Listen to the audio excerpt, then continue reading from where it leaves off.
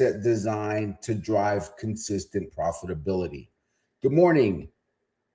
It is July 1st, 2026. Welcome to the Morning Game Plan. I'm your host, Manny. The purpose of this show is simple: live futures trading, real-time technical analysis, and actionable trade setups, all with the focus on building real trading skills and the mindset designed to drive consistent profitability.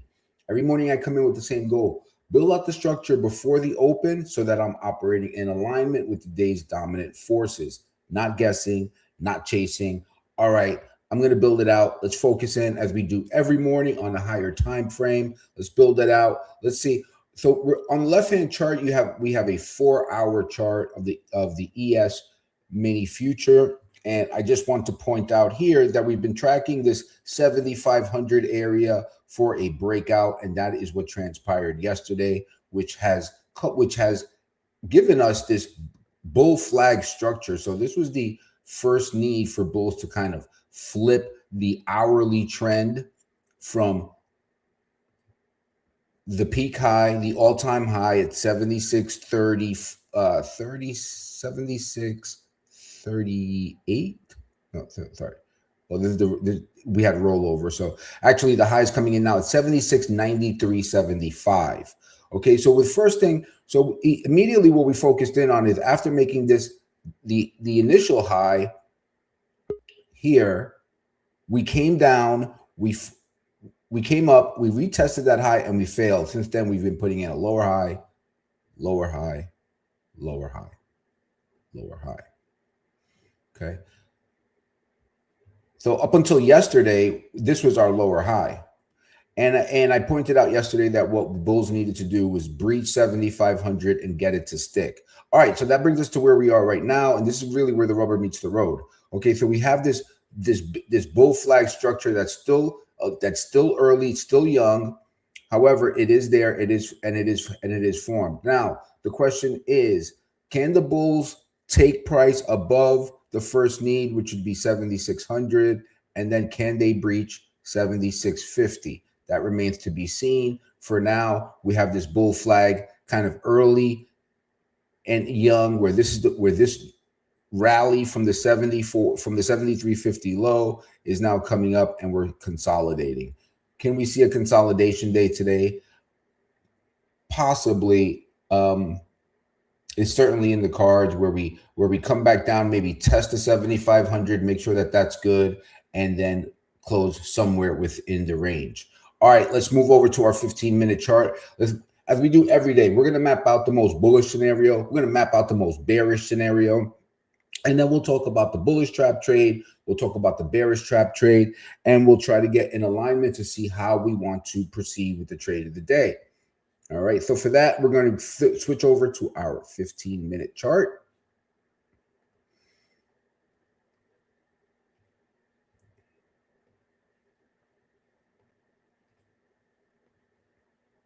Okay, let's make sure we have the right instrument here.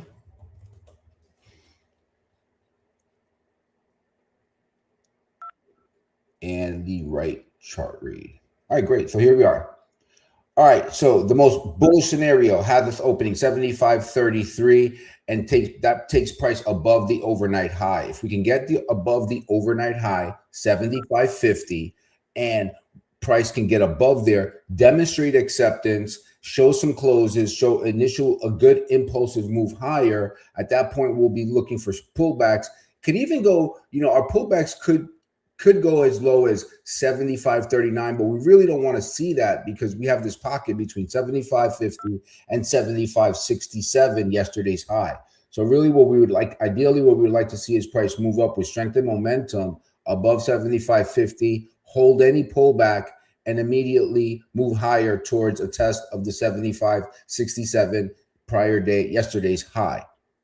If we can get that and we get a test, and we'll reassess there, but we'll entertain long trades above the overnight high.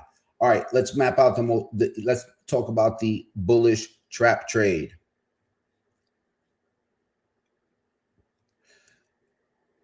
Okay, so the bullish trap trade has us coming up into this same pocket, right? But on any loss of momentum, if price starts to peter out and is unable to show the acceptance that we just discussed for the most bullish scenario, we're going to be skeptical of the rally higher. We're going to be skeptical of it being a potential trap, and we're going to look for acceptance back below the overnight high, back below 75.50, 75. If that happens, at that point, we're entertaining short scalps to get us back into range for a possible move down to value area low, which is 75.27, 75.27.25.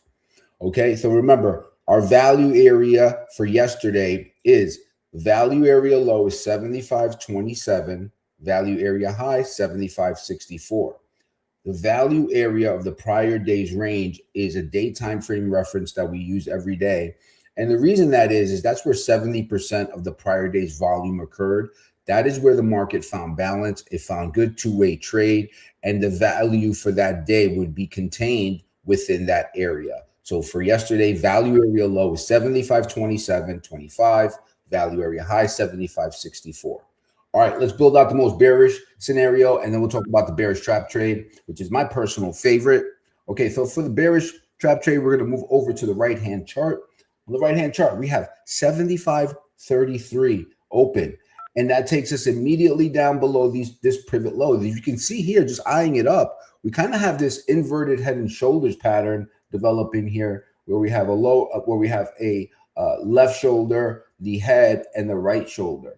Okay, so we're going to use that neckline as our fulcrum to gauge the price's intention. Okay, so we're going to call that, we're going to use 75.30 as our fulcrum, also value area low, 75.25, and as well as value area low 75.27.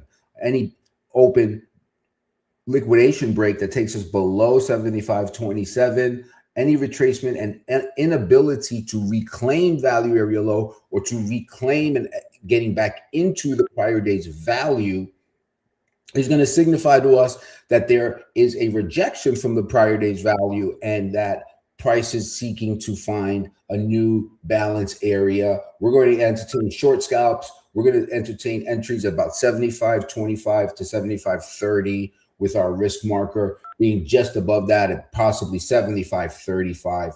And at that point, we're taking our scalps, we're taking our short entries as close to our exit as possible. And we are looking for a target of the overnight low at 75.1050. Now that would satisfy the 96% stat. Now remember, the 96% stat states that each regular trading hour session, 96% of the time, price will touch either the overnight high or the overnight low. Now that's a great piece of information that we use to gauge price's intention for the rest of the day. Similarly, we use the daily open. All right, so there's the opening bell. We just opened at 75.32 quarter. Let's monitor, see what we get here, and now switch over to the trade chart.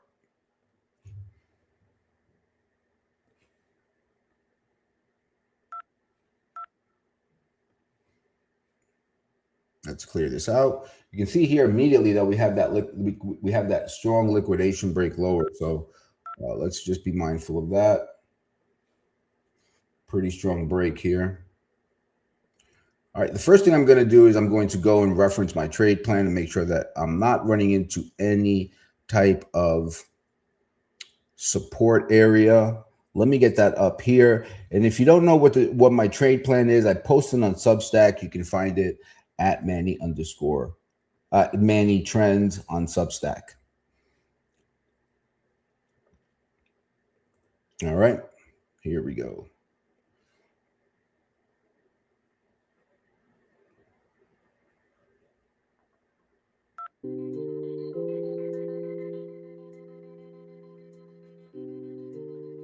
All right, so you can see our first support is coming in at 75.28, 75.30. So we're testing that now. Below 75.28, I have a support at 75.8. So we'll keep that in mind. Monitor here, but price is moving pretty aggressive. Let's see what its intentions are here. Being very mindful to be cautious off the open. You know, it's important to know what kind of trader you are. And for me personally, I am not a very good trader off the open. I tend to be, and that's just statistically what what I've learned from monitoring my statistics, that I tend to have not my best performance near the open. So I am a little bit more cautious near the open. I like to wait out at least the initial balance. And the initial balance is always the first 30 minutes of trade. I mean, some people use the first 5 minutes of trade. Others use different metrics, but I like to use the first 30 minutes to gauge the intention of what price may be doing. And that gives me a pretty good idea. You know, you can shorten it up if you have a very volatile open such as this one. I mean, this is what, let's see, what's our first 5 minute print? Our first 5 minute print is coming in at about 15 points.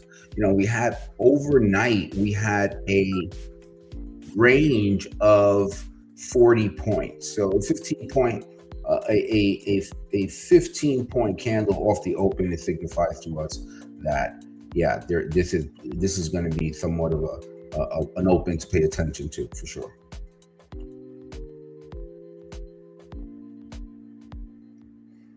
Yep, here we go. We're breaking lower. Keeping an eye open on this break lower. Again, we're monitoring. I'm going to monitor that. My trade plan is looking at 75.08 for a possible support. So we'll keep an eye out there.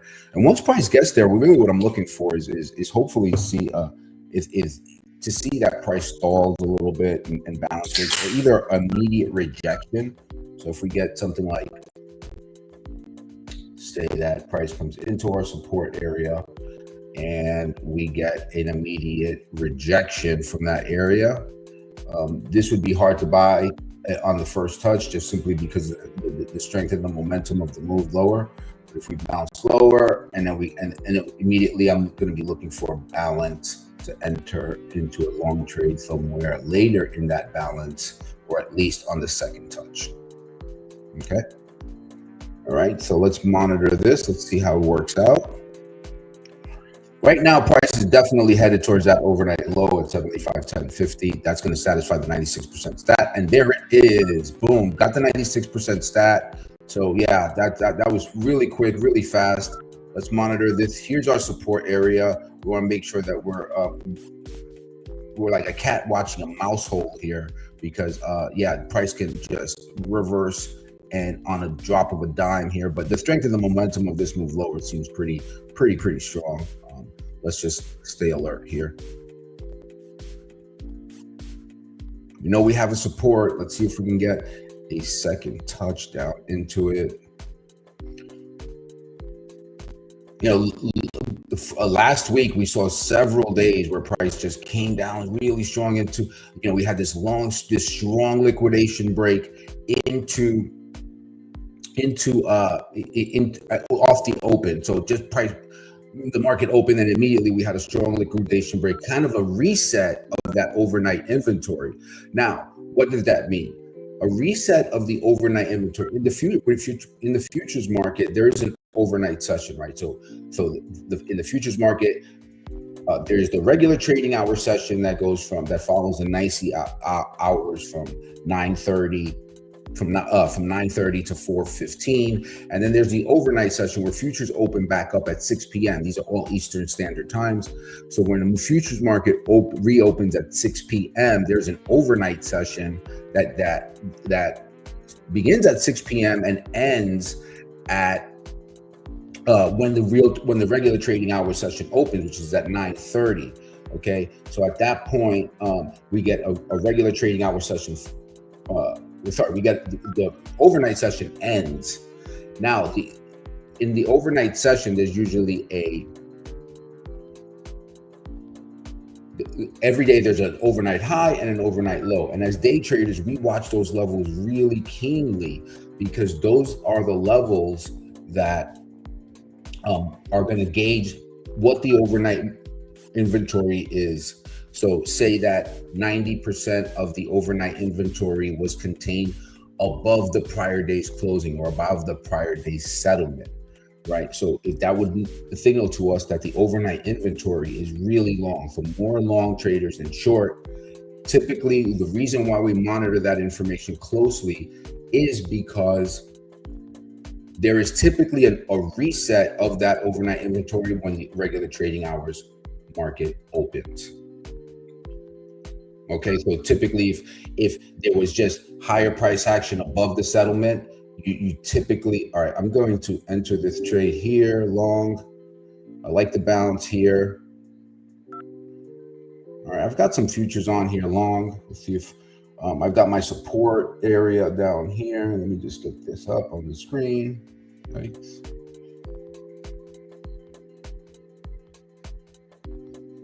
Okay, I'm gonna get my stop in right just down there below the low.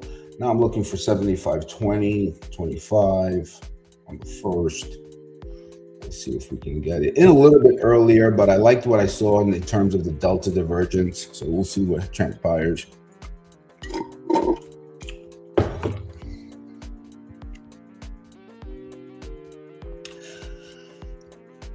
So yeah, back to the overnight inventory. So typically, what you're going to see is if the overnight inventory is long, meaning that most of the overnight trade happened above the prior day settlement. Typically, what you're going to see is a move above, a corrective move at the regular trading hour during the regular trading hour session.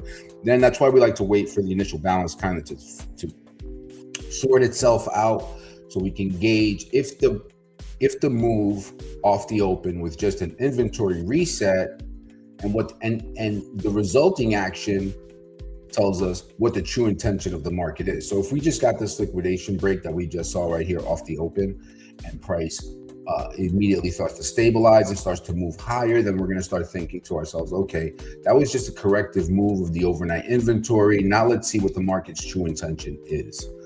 The market loves to handle new business first, so it's going to take care of that before it moves on to any type of directional bias move. And we're looking for long 2 contracts here on the ES. Looking for a scaled exit at 75.20 quarter. Stop is just below this pivot low, so 75.05 is the low.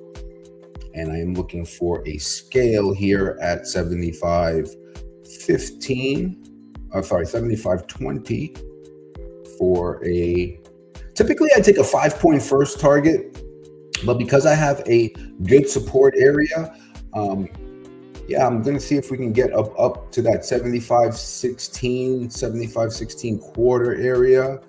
All right, let's see what happens here.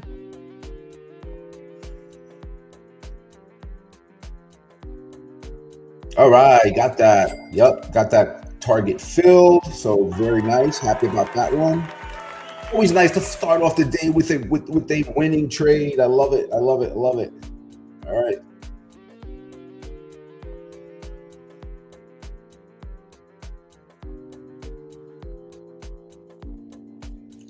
Very cool when that works out. We'll see what we get. Obviously I'm hoping to get the ultimate target of 75.20, but we're going to head and so the added contract was 74. I'm looking for 15 points on the second. I mean, I get it, but we'll see. Maybe we get a higher low somewhere in there. I'm not sure. We'll see how it plays out. Higher low somewhere in there. I'm not sure. We'll see how it plays out.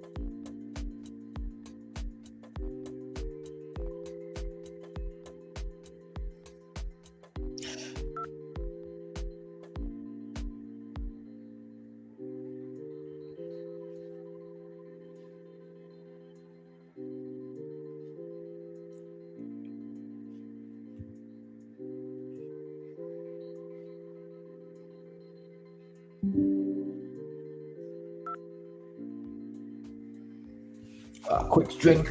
Get a little parched here.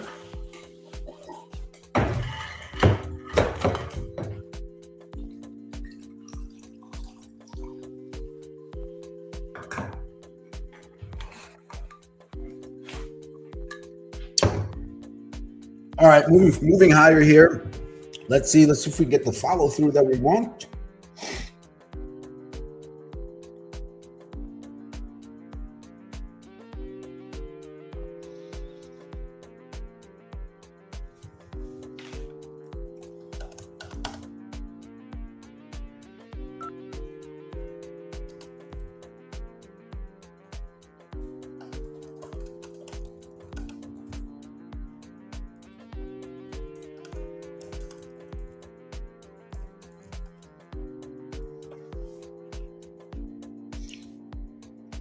Market profile is not sure how many of you are familiar with it. It's a pretty well-known discipline in terms of day trading, and it's probably one that most day traders are familiar with. Um, it's a very important one, just simply because of the way it teaches the concept of how to frame out or how to understand the structure of the market.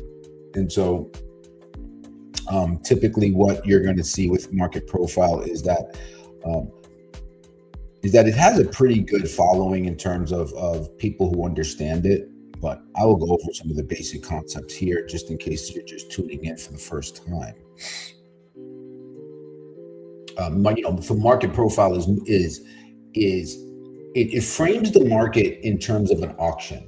And so market profile isn't just another indicator. It's a way of understanding how the auction process works. Okay, the market is constantly asking, where are buyers, where are sellers, and how can I facilitate that trade between the buyer and the seller? Okay, so market profile isn't predicting the market at all. It's just explaining the auction process. The market spends most of its time searching for a balance area where that two-way trade, because remember that the market, the exchange's primary function is to combine a buyer and a seller. Okay, so the market spends most of its time searching for where's that value. So it cannot have a buyer at 6,000 and a seller at 7,000. There's no market there, right? So it's always kind of moving up and down with that, what we call the bid-ask spread, searching for where it can facilitate that two-way trade. And then it normally will have these periods where it forms what we call a value area. The market profile helps us identify where is that value area, where is most of the two-way trade being facilitated.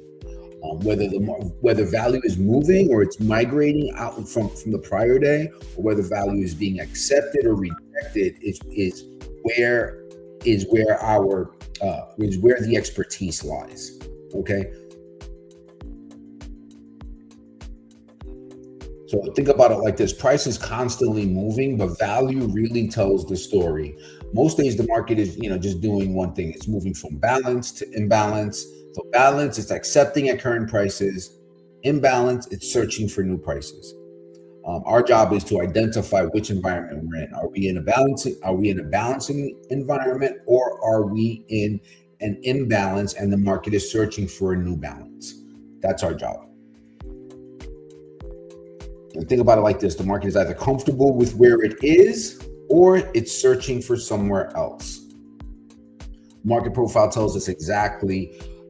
doesn't tell us exactly when to buy or sell, but it gives us context in terms of the price action.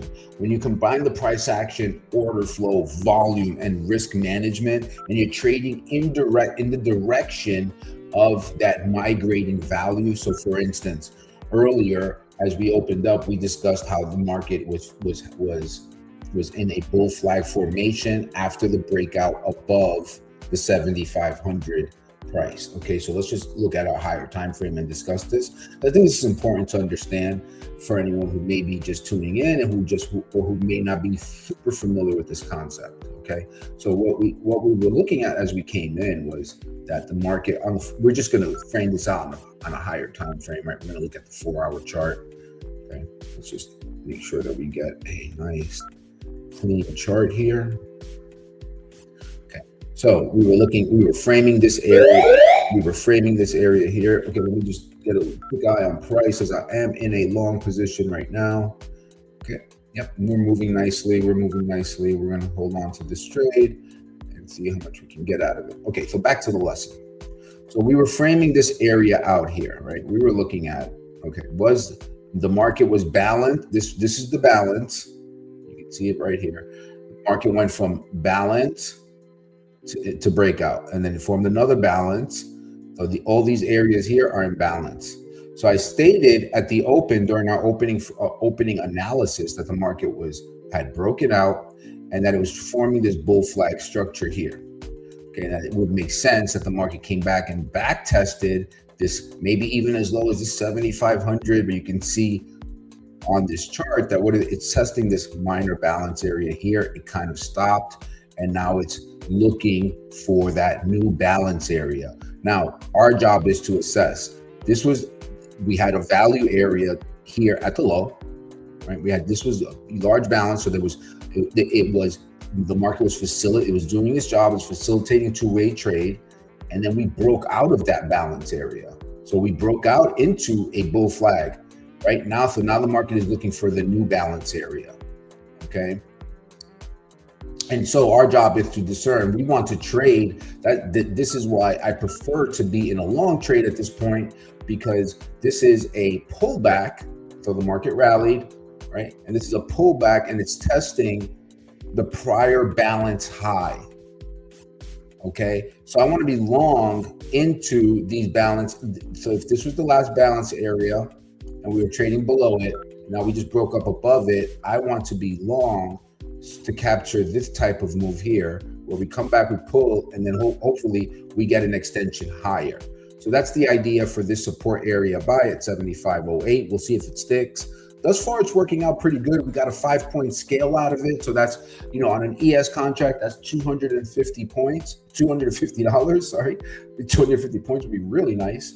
But we are getting some extension here on the 15-minute chart. So happy to see that. Yep, we're up about 12 points on the trade right now. That's about $650 on the trade. We'll see if we can get some extension higher.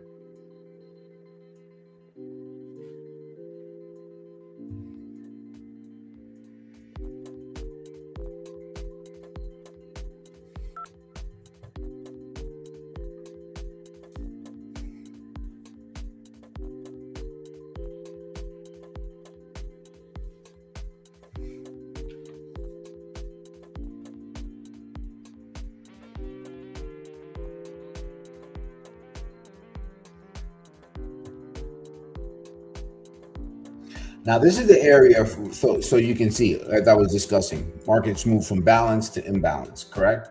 So here's the balance. This was our prior balance area, right? Micro balance area. And you can see now prices came back, tested this balance area low, and what's happening? Immediately there's a rejection, right? So immediately it's on the first test, we can see that price is running into some resistance, okay?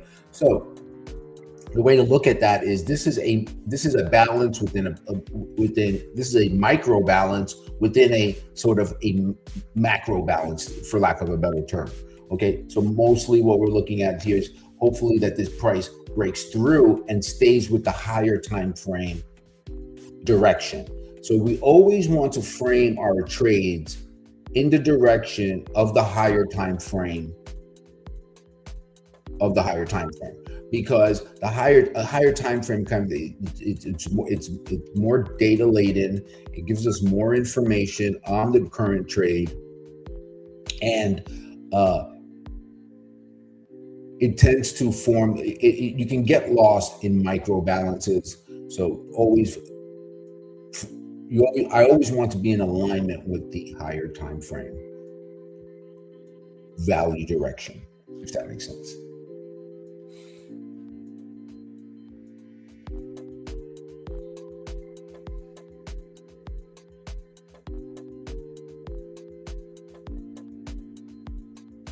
Okay, we're getting a nice little move higher here. We are on the breakout, so pretty happy about that.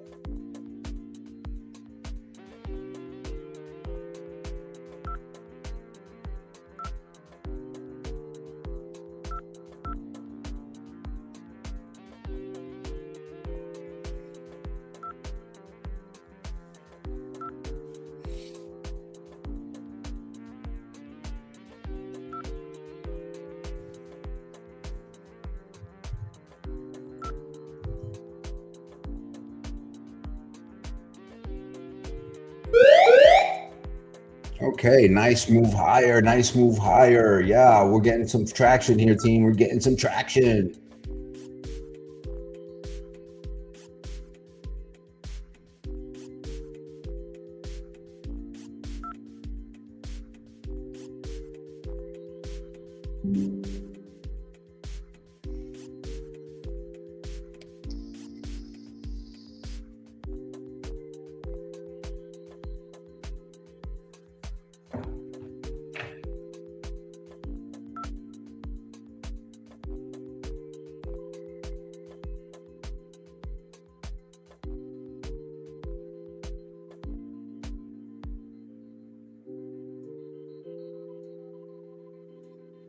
We're getting some traction higher, guys. We have about 15 points in the trade right now. So yeah, it's working out pretty good. I'm happy to see it. Happy to see it. We're gonna hold on to this one and see how much more we can get out of it. You know, always thinking about. I'm always searching for the high or the low of the day, right? I always want to be in on the trade towards that lower boundary.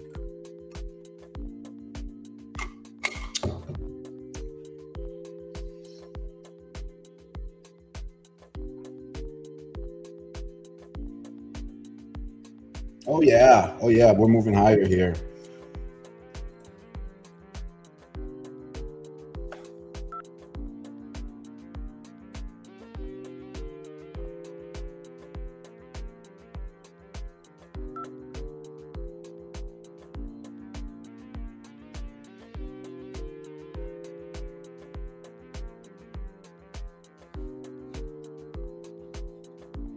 Happy to see it. Happy to see it working out, man. This is nice.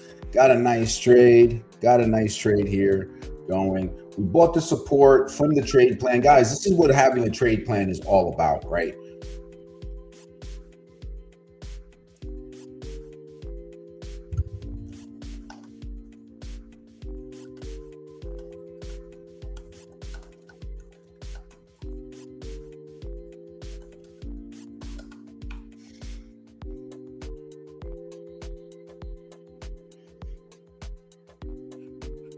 All right, so you can see it here. The setup number one was 75.08.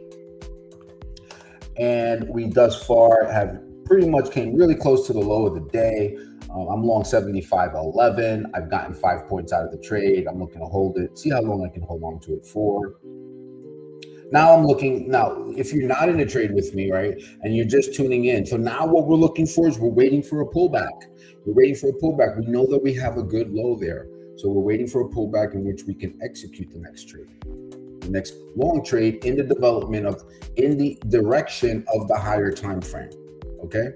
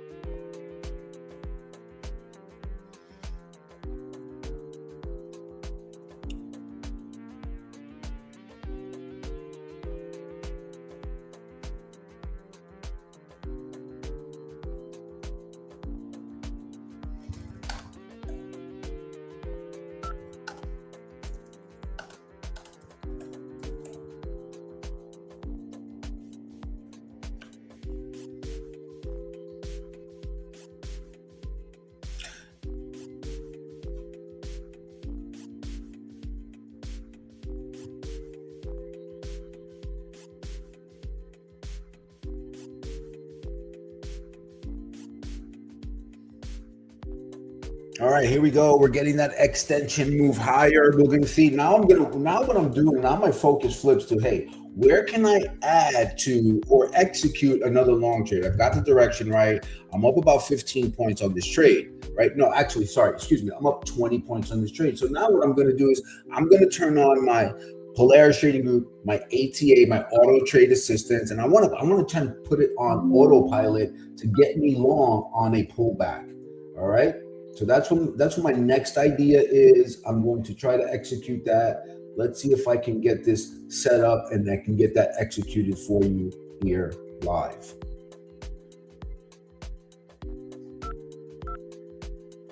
Good. Okay.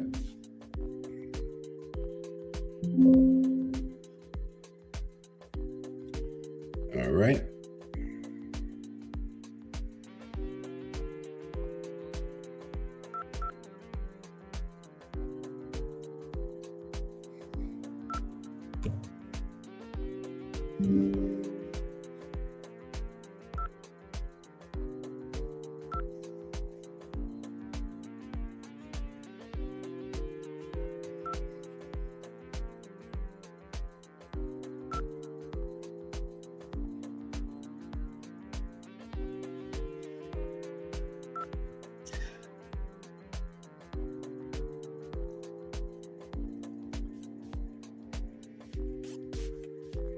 Hey, Apprentice, how are you? I just saw your comment right now. Sorry about that, dude. Nope, I'm still with Pitbull. Yep. Nope, still with Pitbull.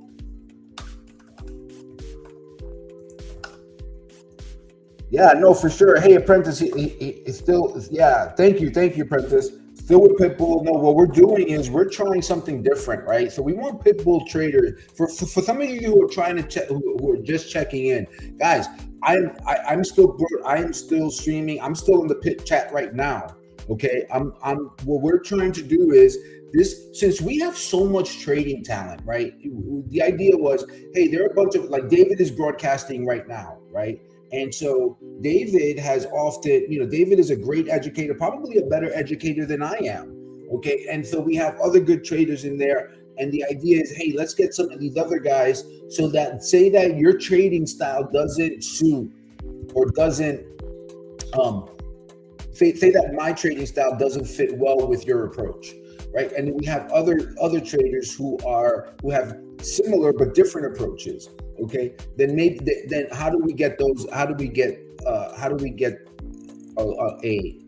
those traders in front of you so that you can find a size that fits you? So that's what the idea here is. I'm actually in the pit right now.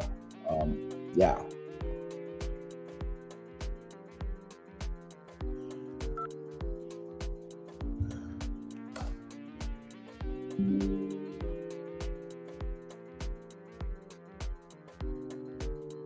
Wow, that's nice.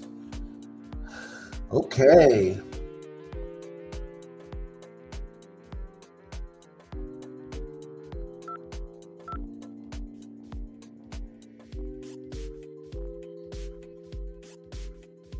The market blueprint does it again. The market blueprint does it again. So thus far, market blueprint has got the low of the day. Guys, if you're not checking it out, so market blueprint had the support 75.08. We're long 75.11. We're just holding out this puppy. Got the first. Maybe I did scale a little bit too early. Gosh, it's always something with trading, right? It's always something. Brutal. Anyhow. Hey, I just want to talk about a little bit about the importance. Look, hey, some of you have been following me for a while, right? I've been drafting up a trade plan for 15 years, 12 years. So I didn't just decide to buy there. Like, who would have bought there, right? If anything, we got to break below the overnight low, and maybe you're thinking about getting short, right? If you're or whatever the case might be. So the market blueprint identified the level before the opening bell. I put this out. I think I finished doing it about 8:30 this morning. I got to put it out about 9. And when the price got there, I wasn't thinking, I was just executing. Okay, here's my plan. I'm not going to think about it, because I know if I take a trade in that area, so if I lose, I lose, because I did all the work. I got prepared. I drew out the plan, and then it's my job to execute at that level, right? So there was one thing when I was first starting out, when I was doing those rough years, was that I always felt like I was unprepared. I always felt like I was chasing price. I always felt like I was chasing it, and I couldn't make sense of it. And this is the important part that I want to emphasize, is that besides the confidence, because you've done the work, besides that, is because now you don't have to, like, you can go, and there is so much good information. There are so many good outlets of trading plans out there that you can find. You don't have to just follow. You don't have to follow my work, although I wish you would. You can. You don't have to. You can follow someone else's work until you decide if it fits you. And I guarantee you that that I used to follow others' trading plans, and the reason why I was so I had so much emphasis on drafting my own was because I found it hard. Like, I found it hard to have the conviction to follow someone else's plan. And so what I found out through, it took me about 2 years to discover it, was that I needed to, the act of drawing out the trade plan. The act of drawing out the trade plan was what gave me the confidence to execute there. And so it was, I used to call it massaging the charts. I used to used to just look at the charts and the formula. Okay, well, if price gets here, if it gets here, then I want to be a buyer. However, if price does get here, say I'm looking to buy this support, and I would think, okay, if price gets there, I'm going to buy that support, right? And then what I started to learn was that as price was getting to my level, I was thinking something different. I was thinking about how as price was arriving to my level, I was thinking about being short into that move. So that was a learning curve, right? I had to learn how to lay off this initial short that we saw lower and wait for my price. And then seeing that happen over and over again, it gave me the conviction to say, all right, well, wait a minute, I'm going to stick to the plan, because if I lose, then this is the way I want to lose. I don't want to lose because I was chasing it, because I was so tired of chasing things around. So now I exit, once you have a trade plan, executing it without hesitation, once the setup is there, you have to ask yourself, is it a good time to act? No second guessing, no moving the level, no hoping for a better entry. Just click it and don't think. And that takes some time to develop for sure. And oftentimes, thanks, Apprentice. I appreciate the comment, man. Appreciate it.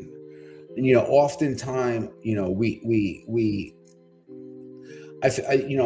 I watching a lot of what's out there on YouTube. There's certainly a lack of teaching people the right way to how do you develop. Everyone wants to win. Everyone wants the successful trading, the high win rate. How you get there. And I think that mindset is probably the most important thing. Teaching these concepts of how just having a trade plan is the first step, but then how you execute that plan is another big step. And if you want to achieve that consistent profitability, if you want trading to be a career, then make no mistake, you have to put the work in. And unfortunately, and there are so many pernicious people who will take your money, give you a course. And I don't think that, I think any course can teach you the theory, but I think that you need to have a better personal, you need to have, like, the way I learned the most from 3 mentors, and it was basically like sitting on the phone with them while I was trading for not all day long, but for a large part of the day. All right, we're stalling out here. Let me take a look at the trade plan, and I want to see, is this an area where I'm running into trouble? Or is this a resistance area? 75.40 is the 75.58 is the continuation long area. So yeah, I want to let this develop. You can see that it's moving up nicely.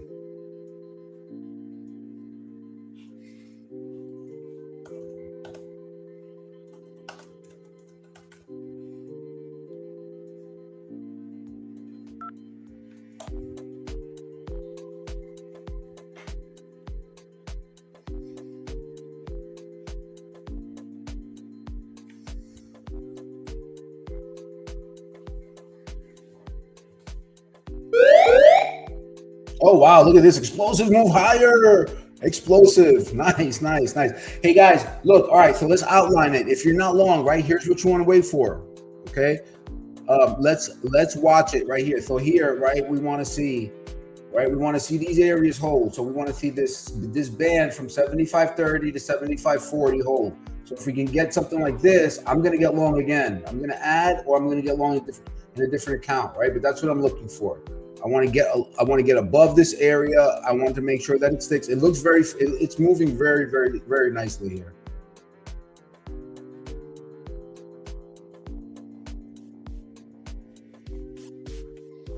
Moving very, very nicely here.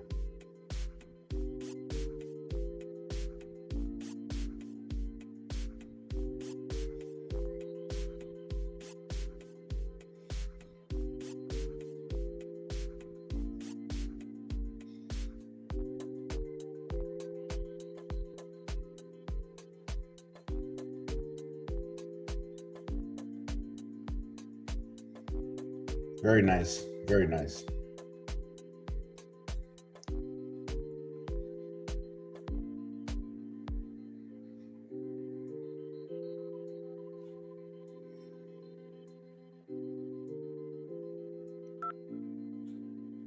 All right. Okay, 750 tick. Again, I've always gotten the question of why is 750.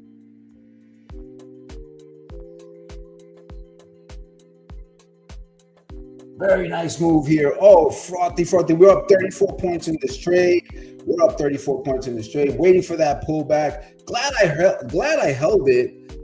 Just wish I would have. Obviously, it's always something, right? Wish I would have gotten longer, but yeah, just super happy about that. This thing it just exploded. Oh my gosh, it's still going, guys. It's still going. My little noisemaker, which I love.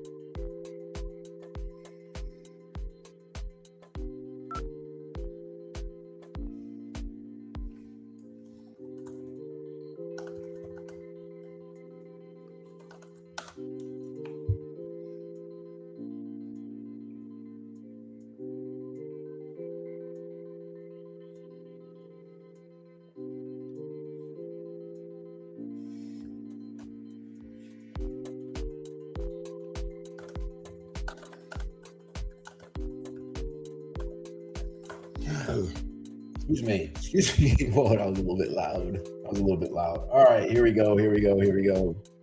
Still holding highs.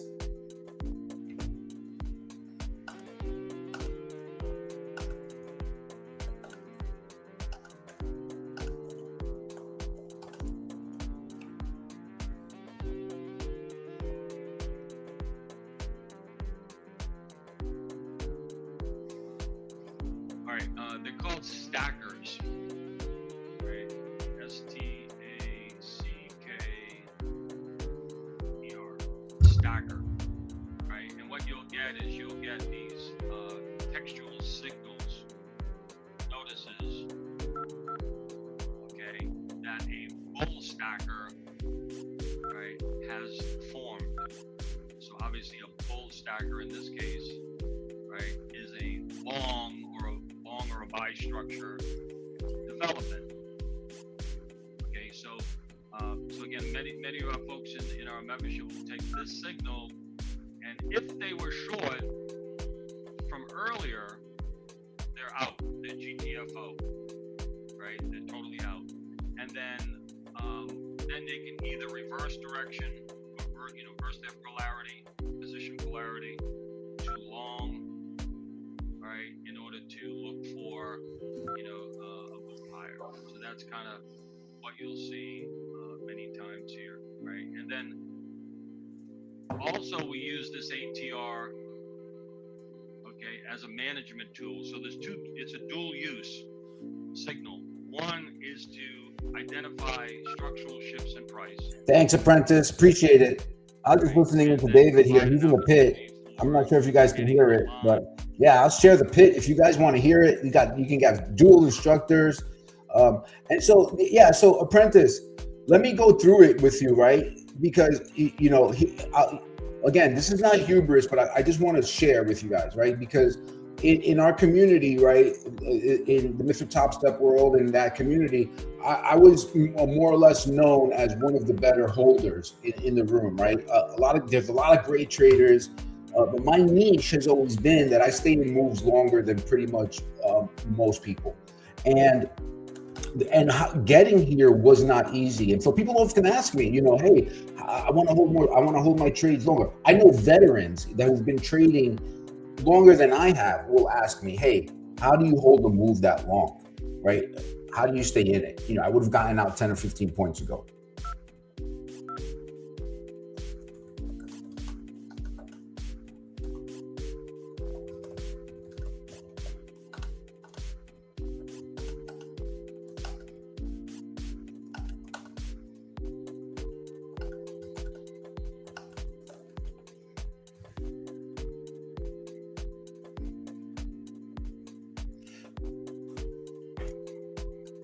Can you guys hear David? But they're designed to keep you. It would be nice if I can have a dual, we can have dual lessons. Has in terms of potential. So now we're at the overnight high, right? I'm thinking about it. There's no whether or not I should get out or should not get out. Right? If you're in a trade and it's working beautifully as it is, directionally like it is here, you're just sitting there and you're saying, fine, I'm just going to hang on to the trade until there's another shift back to the downside. It really takes a lot of the guesswork out of whether or not you want to exit at a particular level or not. So these are all built into our software. And right now it's running to the long side. Manny, what did you have where you set up one as far as the lower day? What was your here we go. Thanks, Manny. Support by 7508. 7510. Okay, excellent. Right, I had as a lower target, right, based upon a downside play, it was down to the 15, so very near to your area there. And in terms of my targets, I don't refer to them as like 7515 was a low target for me on our sheets. Once that target's fulfilled, the expectation there is, I don't really call it support or a buy zone for long. What I do is, again, members in our community will vouch this for me, is that once prices, targets... So let me just mute David for a minute here, and I just want to go into a bit about, holding trades longer. So, let the market earn your exit. Right? What do I mean by that? Is okay. So first off, we have to frame it with this: we're never going to get in at the high. We're never going to get in at the low. Right? I'm in 6 points off the low. Right? And that's just because I had a pre-planned setup there. But most traders exit because they're uncomfortable. And make no mistake about it, I took my first scale because it was a comfortability issue. There was a time when I used to trade when I was way more. How can I say it? I was way more in mental shape where I used to hold. I once had a really big trade, like a career trade, and it was, I captured 114 points intraday. I got long on Sunday night, held it through Monday. And the way I was able to do that was I was long 5 contracts. I didn't scale anything until 20 points. And that's when I took my first scale. And that was, obviously that was a trade that I made, that I did really well on. But whenever I take an exit, it's definitely to, we say, hey, it's to secure some profit, to strengthen your win rate. And that has validity to it. But one of the reasons I scale 5 and 10, is because of that, is to pay myself if in case I'm wrong. That makes it much easier to let the runner do its job, right? So scaling out buys you patience. Now, the more you stare at every tick, have you guys been seeing? I've answered an email, I've posted in the pit, I've been discussing it with you guys. I'm not watching every tick. Okay, the smaller your time horizon becomes, the more you watch every tick, the more prone you are going to be. You're going to digest that information. Your brain's going to take that information, and it's going to see every move as something to be acted upon. So One of the ways that I did it was I had to drill it over and over again. I had to get into a position and I had to stand up and step away from the desk, and I wasn't allowed. And there were many times that I just went in there and I touched it, right? And there are often times, like, so for instance, yesterday I had a long trade on. I got 5 points out of it, 10 points out of it, and then I was looking. My target at the resistance would have netted the trade like 27 points. Okay. And I had my cover at 25. It went 21, and then I got stopped out for 5 points. That happens more often than what you're seeing today happens. But it's part of my process to make sure that I put the sell in at a point where I think price is going to react. Now give the room. I like to give the trade room to work. You can see I haven't even moved my stop yet, because I'm just in that mindset that, hey, I'm going to let the trade work. I'm going to reassess once price does something that I should be reacting to. Now, there's going to be pullbacks. There's going to be rotation. That's normal. A pullback doesn't mean that the trade is over. I often say you have to sit. If in order to get the second leg of the trade, this was a straight line move. This one was easy.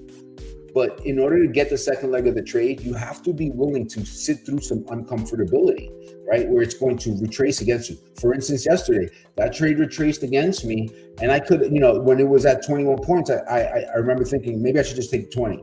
And then with that 15, I was like, maybe I should just take 15. Maybe I should just take 10. And I ultimately closed it out at 5 because that's where I trailed the stock to. So just, develop a process and then drill it. Right? Force yourself to do it the same way 10 times. Like I'm working with this trader right now, and that's the point that's the point in the curriculum that we are in right now, is in not touching trades, setting a target, a risk level, and your scales, and not touching it. You cannot touch it. And so what we do is what I do with him is we sit in the same room and I coach him through it. A lot of you know I'm a baseball coach. It's my passion in life. I've been coaching baseball for 15 years, and I think that's where I excel most. In that, like David is a great educator in the pit. He's educating right now there, and I highly suggest you guys check him out. And he's a great educator. I'm not as good as an educator as him. I consider that I'm better. My strengths lie in coaching. So I like to work one-on-one with traders, and we sit in the room and we all share our screens and we coach through every trade. You have to be fully transparent with what you're doing in order for me to help you. So you trust the process, you build the plan, you find the level, you execute, and now you accept the outcome before you get into it. Don't keep negotiating with yourself because your P&L is flashing on the screen. But the hardest part of trading isn't finding a good trade. It's staying in the good ones, right? So that you can have that outsized return, so that when you are being stopped out, when you do have those losses, you're able, your bigger trades are going to pay for those losses. Ford trigger long, 48.75. I hope that makes sense to y'all. So a little bit of a shallow pullback there, but did trigger long, first target.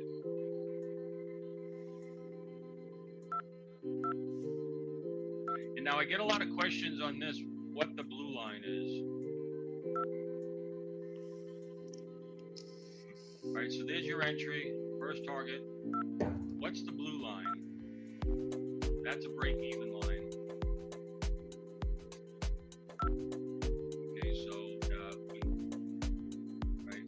As the market kind of pushes higher, so what you'll see if we get the second target up here, this blue line here is going to move down. Watch. I'm gonna get a trigger right here. Come on, get a step. All right, we're coming into the continuation long setup number 4. So let's see. We're waiting for that. Let me just get it up here. Again, you'll see me oftentimes. I'm referencing today's plan. I'm referencing yesterday's plan. Let's see. Continuation long 75.58. So I'm waiting to get above there. All right, so let's discuss the next setup, right? So we have 75.58. There could be some forcing action above there. So what do I want to see in order to get long? Well, first, ideally, I want to see a pullback. I want to see a pullback first, right? From here, because the market is pretty extended, right? It seems pretty extended to me. So I'd like the price to pull back. Let me just get my ATM set up here. But the idea here, that's a break-even point, all right? So I would like to see a pullback.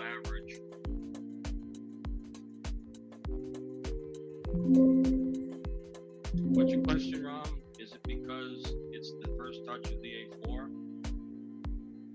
In terms of the long, yeah, it's first touch of the A4. All right. Let me just mute David. Yep. Right. Never touched it. So here's what I'm looking for next, right? I want to see, I'd like to, so 75.58 is right above here. It's right into this zone, let's call it, right? This is the zone, 75.60. So what I want to see is, I want to see price come up here. I'd like to see a pullback here first, right? And then an attack here. If we can get up there, let me just delete this line, right? So if we can pull back here, maybe we're gonna have to sit, maybe I'm gonna have to sit through a pullback to like 75.40. And then extend higher, right? And then I want to see some acceptance up here, right? So I'm either going to enter, I'm going to try it on the first touch. Those tend to be the first, to be the best. But if I don't capture, let's say I missed the first entry, then what I'm waiting for is for it to do a multiple test, and I want to get in later in the balance on a retest of the level. Okay. So either I'm taking it on the first, or then I'm waiting to see the balance area form. I want to see acceptance above that price, above that price zone before I enter that trade.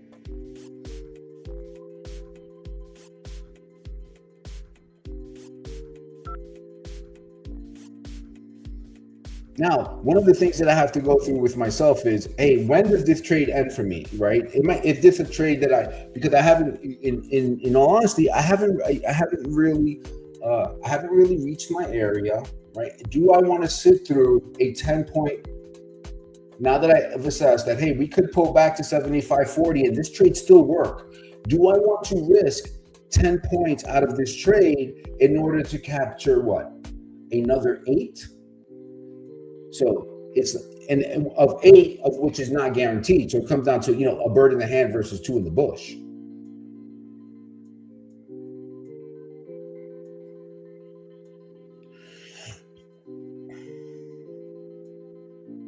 What do you guys think? Yeah, they're still buying. Apprentice, yeah, you can find it here. Hang on, it's on Substack. Let's see. It's posted on Substack. Here's today's. I posted so I was posting it on X, but now I'm posting it on Substack. I like Substack better, and I'll tell you why. For instance, let me just decide what I'm going to do with this trade. Do I want to sit back? Do I want to sit through this drawdown, or do I not? Or do I want to just take it off the table? Yeah, right. Yeah, I'm certainly thinking about it here too, because if you're following the execution clock, you can see that we're expecting a pullback here pretty soon. So it's definitely something to consider. But the strength of this move, like I'm looking at the order flow, and it's still very strong. They're still buying it up here, near a pullback. I don't know. But anyhow, back to the why I stopped posting it on X and I moved to Substack is, one of my, I have two passions. Like I'm a passionate coach, and I really love writing, right? Like I have a journal. I always have an active journal on my desk, right? And I have, guys, I have stacks. You can see on my back bookshelf, I have stacks of journals. I've been writing for years. It's pretty therapeutic for me. And I enjoy writing. So Substack gives me a place where I can, kind of expand that creativity and just kind of talk about markets as I enjoy doing. And hopefully I could add some value, hopefully I can talk to 15-year-old me 15 years ago, me 10 years ago. That's who I'm writing to. And so I have a piece coming out today that I penned yesterday, And look out for that. Go to Substack. And subscribe. It's free. But and again, it's still just a working title.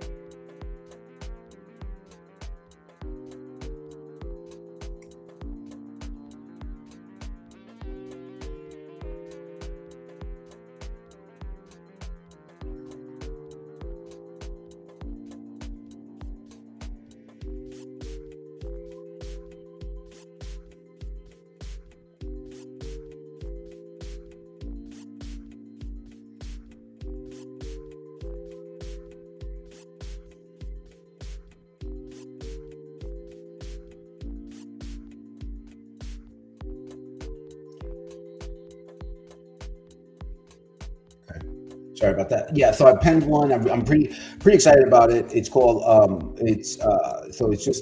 I'm still working on the title, but I'm calling it for right now. I've bled this mistake. Let me show you the scar before you make it worse. We'll see. I'm gonna put it out today. I think it'll be an interesting read. Check it out. Let me know what you think. Leave us and if it does anything for you, if you guys read it, let me know. Please leave me your feedback. Feedback is everything. So yeah, we're just hovering here at highs. There's still no reason for me to exit this trade. There's just no reason. At this point, there's just no reason, right?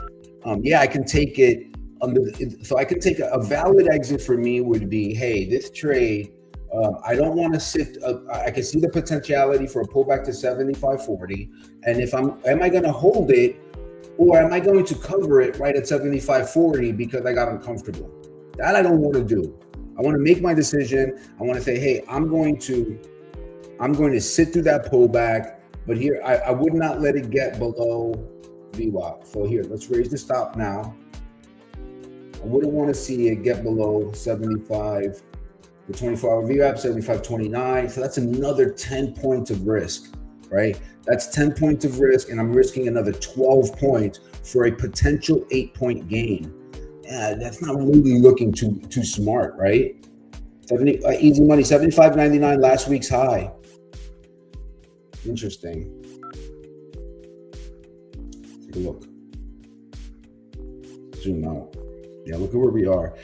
And again, remember during the pre-market, I spoke about, hey, how this could easily turn into a balance area, right? And that right now we're testing the high of that balance. So it kind of makes sense, right? That we would, so we held it.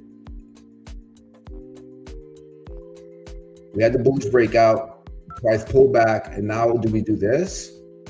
Or are we going to break out? No, I'm going to take it off.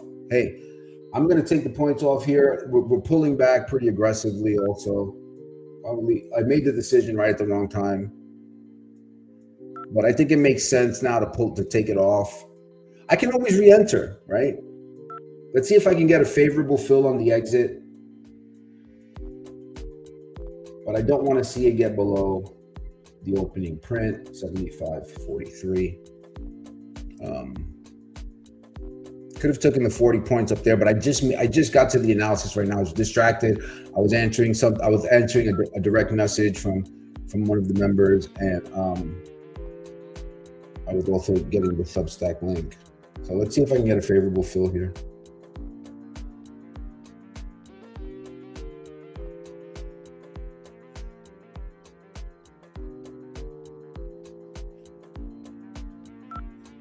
Where does it make sense? So if it retraces, it would come up to like 75.50 and then pull back. Am I getting out right at the wrong time? Who knows? But I'd rather just book the profit. It's $2,000. It's $2,000 that pays for 75.67 year-to-date high. Look at this. It's just now it's beaming back up again. Another. Look at that. Another scenario is you put your stop right below this low, 75.45, but it's just now they're coming back in on them.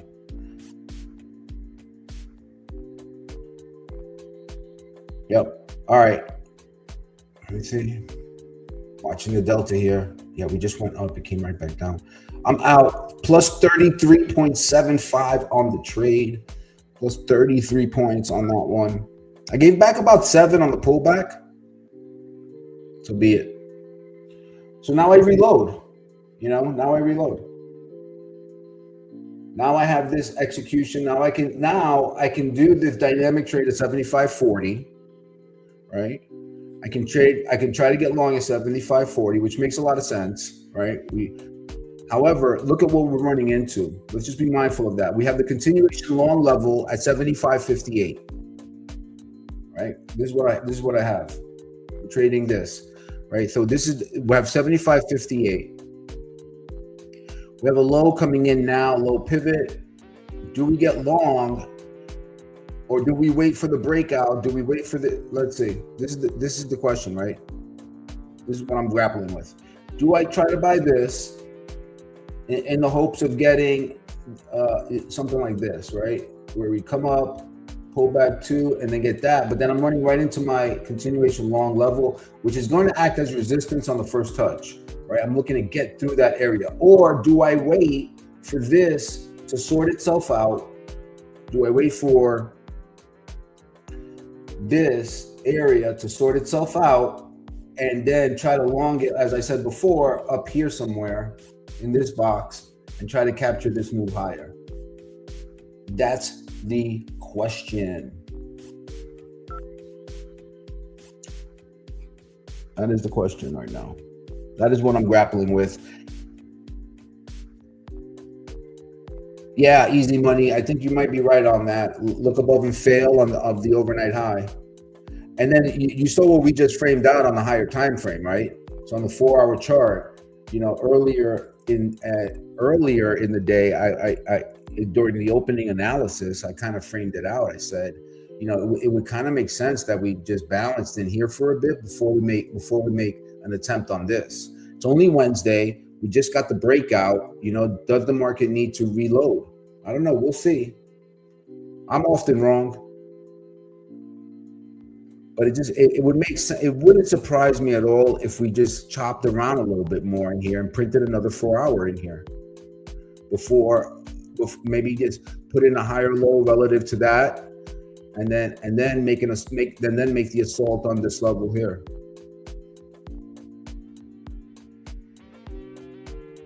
We already swept, so it has fuel to go higher. The question is, are they going to take out this high?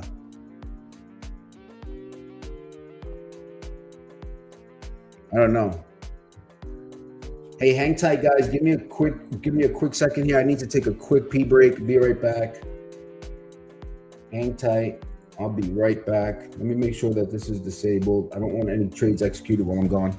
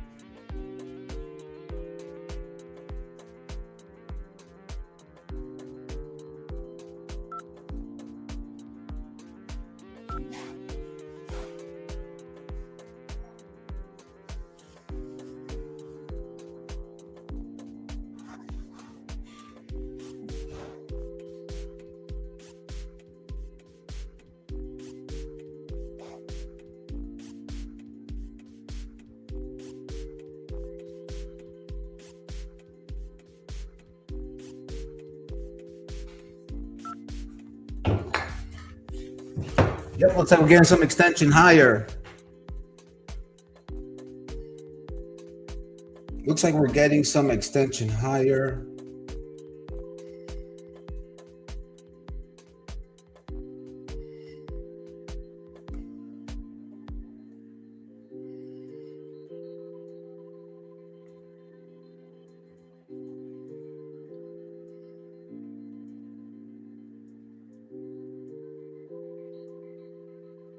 That's good.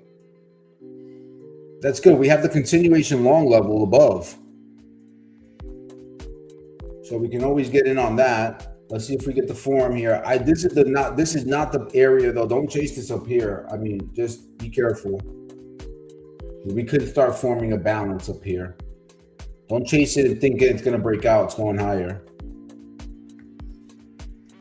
Be careful. Be cautious up here. Wait for the breakout. Let it prove it. Let somebody else's money figure it out.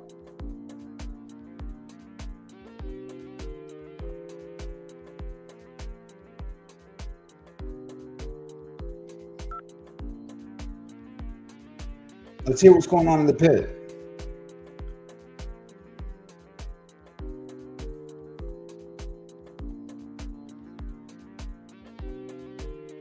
Here we go. Let's go. Let's go. Let's watch it. Be careful here. Back with you. And just double check on the.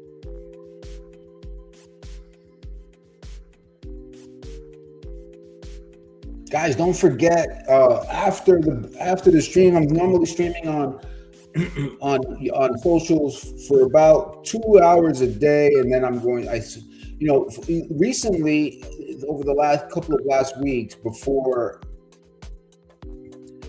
I've been working one-on-one with a few traders, and then that's been really eating up the clock from around literally as soon as I go off the stream in the pit. And this was one of the reasons why we wanted to bring other people on, was because I just kept running into this scenario where I would stream on the pit, and then I'm working with 3 different traders one-on-one, and that kind of eats up the time from noon to about 2 o'clock, 2:30, and then pretty much I'm burnt out. So it was better for me to start. I find that I can teach better, coach better with traders during the AM session and during the afternoon session. But I'm doing that. That coaching session goes on in the pit, so don't forget to sign up there. Great, and then get out of it. Get the use out of it. Right, the pit has there are a ton of good instructors, and more of them are coming on every day. So David's broadcasting there right now. Bo was on yesterday. Danny will be on later today.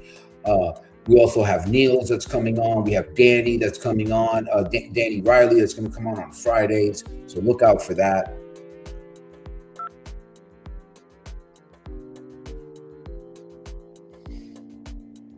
Let's make sure that we have, one thing that I'm going to start sharing too is we're going to do let's make sure that we get the Spygate up.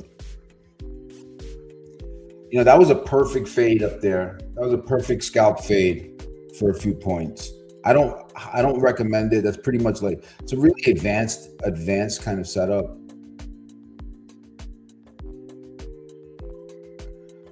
It's also very risky, right? You want to do that later in the day if you have a couple points and you're just sitting on hands waiting for something to happen.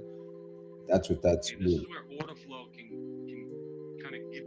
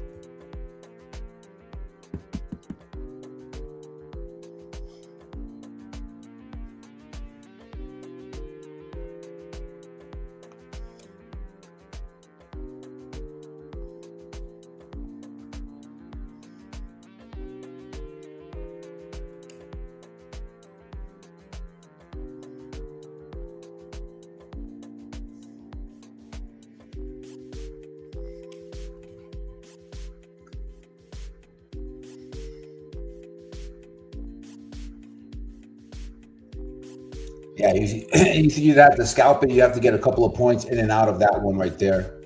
All right, let's see if we can get another trade off here, though, pretty soon. That's what I'm hoping for. We're just knocking on these highs again and again.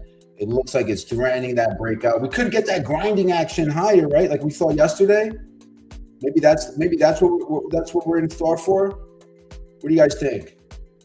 Look, it was a grinder yesterday. It was a meat grinder. So we got our low here. Now let's go see if we can get the continuation long setup. That would be setup number 4. Let's see if we can get that.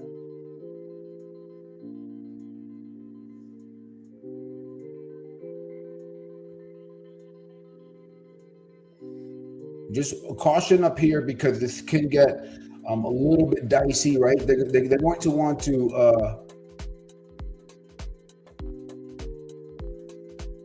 this area is going to be get pretty tricky, right? They're gonna, you can see they just went up there and tested it again. So before it's building that fuel to break out, but it's not ready to go yet.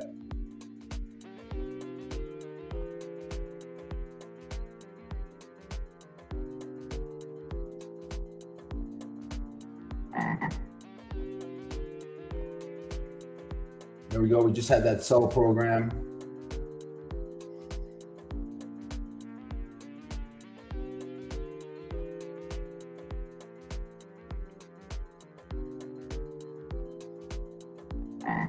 There we go.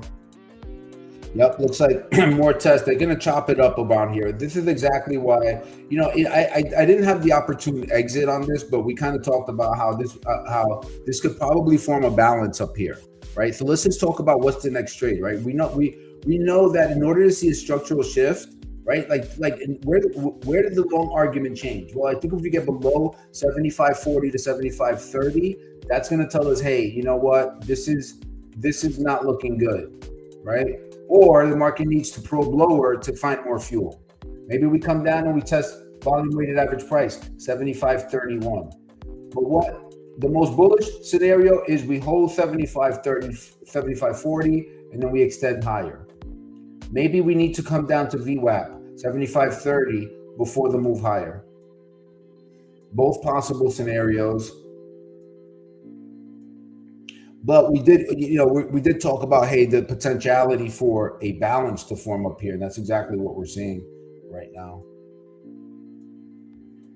Market is balancing. Remember, that goes back to the what we talked about with in terms of market profile, right? The market is always seeking a place where it feels comfortable, where it can facilitate the most two-way trade.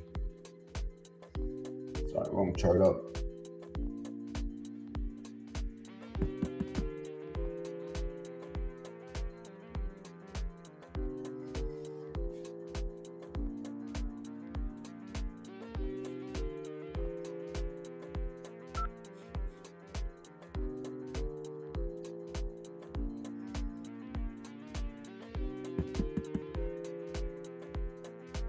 Looks like the ATA got me long there.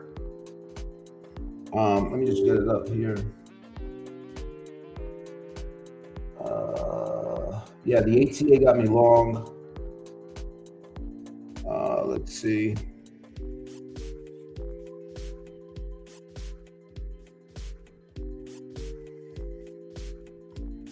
Looking for 50 on the first.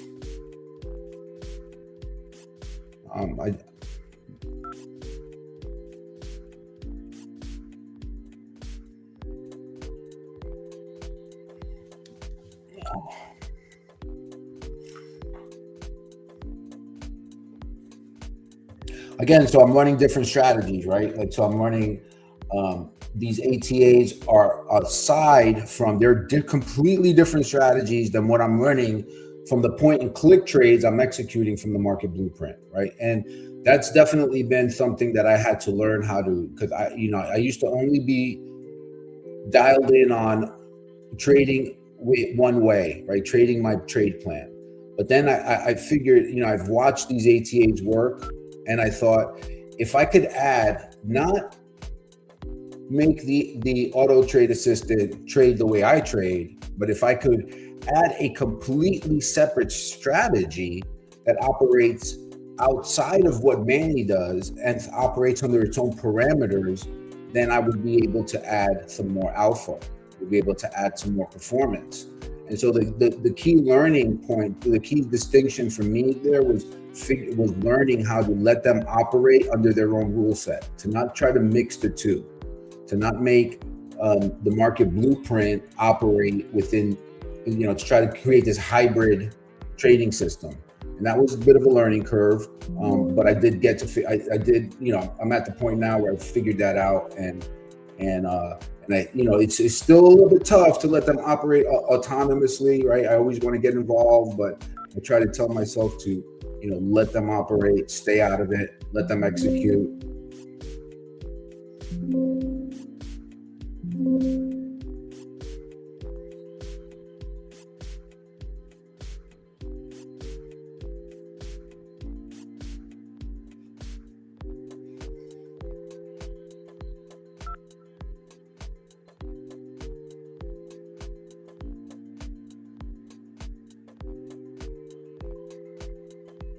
So let me get that trade up on the big screen. I'm going to pull it from the little screen and put it up on the big screen so you guys can see that one here. Okay. So it's long 40, 75, 45. We're looking for a first target of 75, 50, 50.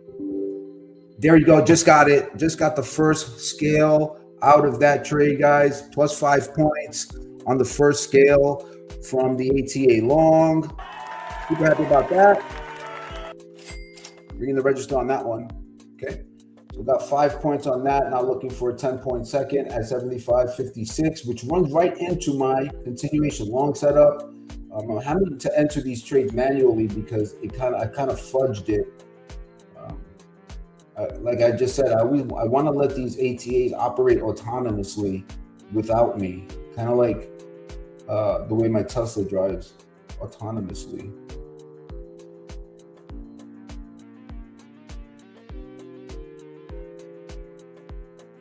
It doesn't really make much sense if I'm getting involved with every trade. But okay, so getting some extension here, nice move higher. Let's see if we can get some continuation.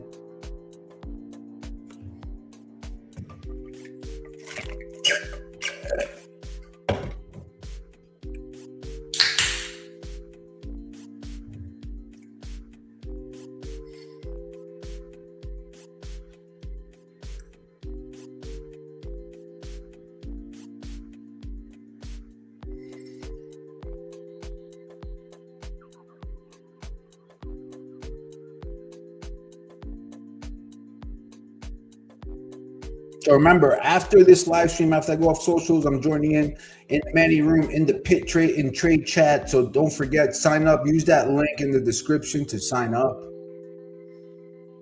Also, if you gotten anything out of this at all, please do me a favor, hit the like button, smash the like button. It goes a long way to be able to reach more people. I'm often, I was just having this conversation with a colleague, and when we were deciding on whether we were going to we've traded for years in our own private community, and the conversation kind of arose about a year ago about whether we were going to for lack of a better term, open the doors and just open it up to the broader social media universe.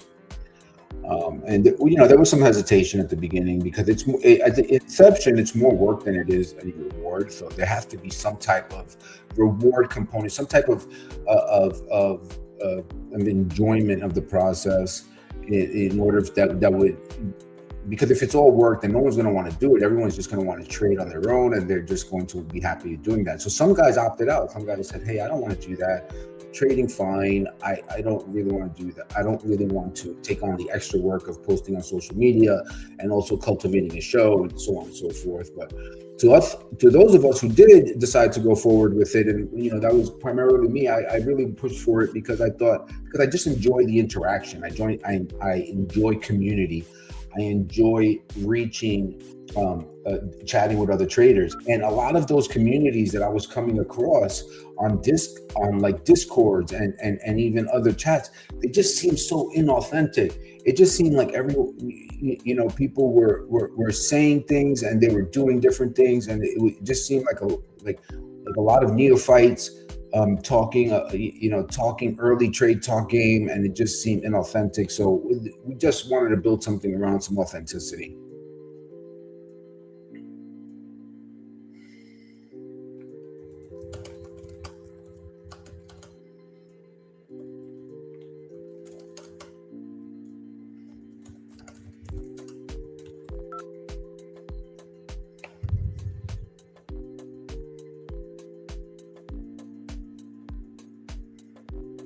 Yeah, no, I'm glad you're getting something out of it, apprentice. And so, furthermore, every day I'm going to try to come in with a different lesson. So this morning I talked about market profile. If you didn't catch that, let me know. I'm happy to review it. Tomorrow, what I'd like to discuss is I want to help you guys. So I wanted to also help frame out how I build out, because a lot of what I do is built on the higher time frame. So let me show you a chart. Right, just monitoring this trade here for continuation. I'm not going to micromanage it, but I want to show you guys this chart, right? So this chart here is is my weekly chart of the ES, right? And a lot of what I build, what I study, and how I build my higher time frame, what I'm expecting over the course of the next week or so is built upon Elliott wave analysis. I do some Elliott wave. It's not good for day trading at all, but it helps you not lose the forest for the trees. And so tomorrow I'm going to just talk about the basics of Elliott wave. I want to just go through a couple of different tools that I use. Now, remember, I'm looking at Elliott wave probably about once a week, on the weekends, and then maybe if there's a big structure shift during the week. But I think it's important so that you just understand the basic concepts. You don't have to be an Elliott wave, pro, but I think that if you understand wave structure and you understand, an impulse wave versus a corrective wave and where you are in the wave structure, you can, it makes a lot of the indecision on where your bias leans. It's going to sort that out for you. So, I've been very, you'll see me, I've been more guys in our community say that I'm a bull, and it's because I've been bullish since last April because of the wave structure. I'm bullish now because of the wave structure. Now we are reaching an area where I think we are right at a 5 of 5 of 5. I'll go over that tomorrow, and why I'm thinking that we're about to see it could even be upon us if this week doesn't extend higher. If we have to be on super alert for last week's look above and fail. I think we're on the precipice of a bearish corrective move. I'm going to write about it on Substack. That's going to be my next piece after I post today's. I'm going to write about why I think there's a corrective action coming as soon as next week. I do. I really think that it can happen next week. There's certain reasons for that. I'll post about them. I'm going to cite all the dates when we can expect it. I have a rough draft of that piece now, and it's going to be higher time frame, right? Now, one thing I want to point out too is and again, this is not hubris, but I just want to show you that. So when we were trading 63.53, when the EF was trading 6,400. I wrote an article for the Mr. Top Step opening print, and I made the argument for 7,500 when we were trading 6,400. And since then, there hasn't been really much to talk about. We got up to 7,500, and now we're just chopping around at the high. So so markets go from balance to imbalance to balance. So now we're in the balance area. I think that we're going to see an imbalance. I think we're going to see a departure from this balance area, and conventional thinking is going to say, hey, we move higher, and there are arguments for that. However, I think that we're going to see a corrective move, and I think that this next corrective move, again, I'm going to go out on a limb here and just kind of give you a little bit of it before it happens, before I put the piece out. And I do have some more analysis to look, but I think that the next move can bring us down, 500 or 600 points. If it happens, if the next one happens like the way it's happened before, then it's going to be like a move from like 7,500 to like from like 7,500 to like 6,800 or something like that. 7,000, that 6,800 to 7,000 area. And you know, and heads up. Yeah, I did. Thanks, Easy Money. Here's another thing, guys, is that we're gonna want to be on alert for that, because you know the first couple of days of that move, you know how it is. ES is gonna, if the first 3 days of that move. Here's how I think it happened. So we're gonna have like a look above and I thought it happened last week. I'll show you. So the way it's going to materialize on the ES, it typically happens like this. I mean, I could be wrong, right?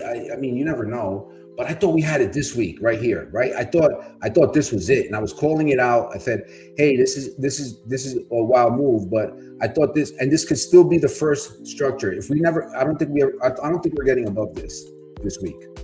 So this was the first move. I think the next move is going to be we're going to open up in the morning. There's going to be a bullish move higher, and then then the ass is just going to fall out. And we're going to be down within 2 or 3 days. We're going to be down 300 points. It's going to happen quick. It's going to happen fast. And then there'll be like a 200-point bullish retracement of that move. And that's the move I think is going to trap a lot of bulls. I think they're emboldened by this move. I wonder if this is that scenario here. Because remember, we did go from 7,600 to 7,300. So I'm going to cite on that piece why I think that's coming. I think we're going to want to be ready for it. Hey, and the good thing about that is that the hairs on the back of my neck stand up when we get that level of volatility, because gosh, those are the good times to trade. You know, when the markets are volatile, yes, it's more risky, but it also allows you for more opportunity. It covers up more mistakes. You can take stop outs and you get stopped out and then recover in the same day. Right? So it's really, really good. Those are the times where, you know, where in the past, I've been able to pad my account and really build it up for the more leaner times.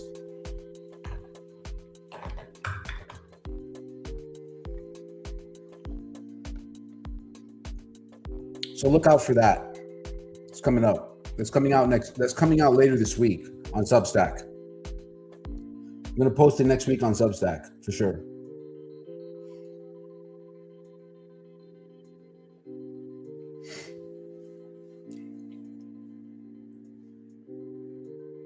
Manage our risk. Again, it's all about risk management, by the way. Can you guys hear the pit? I want to know if I can. I want to know if you do me a favor. Let me know if you can hear the pit. It's about profit, but really it's about risk management. Okay, so the core of it is at what point, you know, how much where we can risk, manage risk with the greatest amount of impact. So these ATRs became okay. We're getting that extension higher, guys. And the reason why I want to extend this, I'm going to remove. Okay. Thanks, Apprentice. Okay, so that's kind of the core premise of it. And what we found was, I think that it'd be kind of cool if I can, you know, bring whoever's on the pit, broadcast them in here a little bit. But let me get back to this trade. All right, so I have this long position on, right? Well, I'm long 75.46. I just want to walk you through the thinking of how I'm managing this trade and why I just removed the target. So first off, I'm going back like I always do. I'm going back to my trade plan, right? I want to reference that. This is like kind of like my North Star throughout the day. It keeps me grounded on what I want to do, right? So I know, and I've been talking about for the last, 30 minutes or so, the continuation long setup number 3. Wait, that's not it. Sorry, let me get that back up. Nope. Okay, here. All right. So just walk you through my thinking. So continuation long 75.58. I said I want to get long up there, right? I'm going to execute that setup. That's my responsibility to execute these setups as they've been drafted, right? So what I'm looking for is price to rally, right? And then form a balance for me to get long above here. So I said I would either get long the first pullback, or I would get long the second or the third, right? On a retest if I missed the first. But if I'm long already 75.46, I already got 5 points out of this trade. So it's already a positive trade. My thinking is, okay, I've got time from the execution clock, right? This is where it comes, where it all comes together. I'm looking for a high into 1140, 1150, 1250. So with the center time of 1230, I can expect there's still some move, there's still some extension on this move. Do I add on the pullback? Do I take this trade off? Now I got 16 points in this trade. That kind of changes things on it, right? That really does change things. Because I'd rather at this point take it off and re-enter. Yeah, I think I'd rather just take it off and then re-enter on a pullback, especially because of where I am on the higher time frame, right? Let's go back to the higher time frame, make sure we're in alignment with that. You see this pivot here? This is yesterday's high. Did we break above yesterday's high with strength and momentum? We'll see. We'll see. I still got some time on the clock. Now, to really bring it all together, I'm going to dial in on the order flow.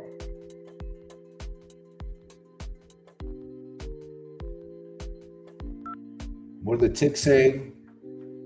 What are the internals saying? Let's take a look at the weighted moving average. Just trying to kind of get a better picture before we execute this.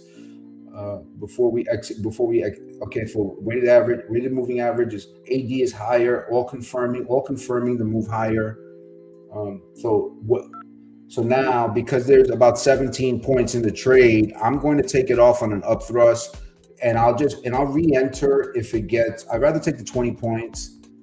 I'd rather take the 20 points and then reload on a pullback. I think that's what makes sense here.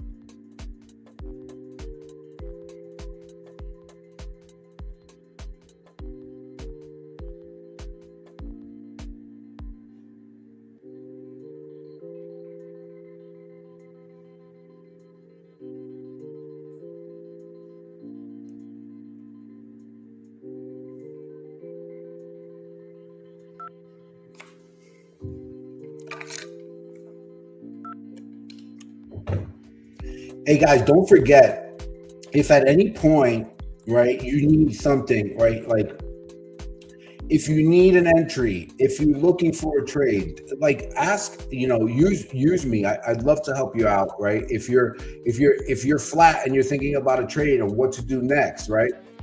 And it'd be a mistake not to ask a question, right? There are no dumb questions. It's just, hey, let me figure out. All right, guys, I'm going to go ahead and take these 15 points here. I got 14 and a quarter on that one. I'm taking it off.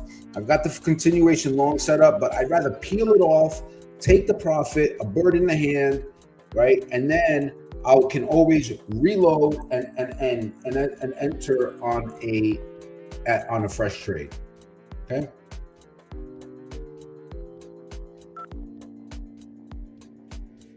Just because of where I am on the higher time frame, I'd prefer to just take it off. 15 points is 15 points.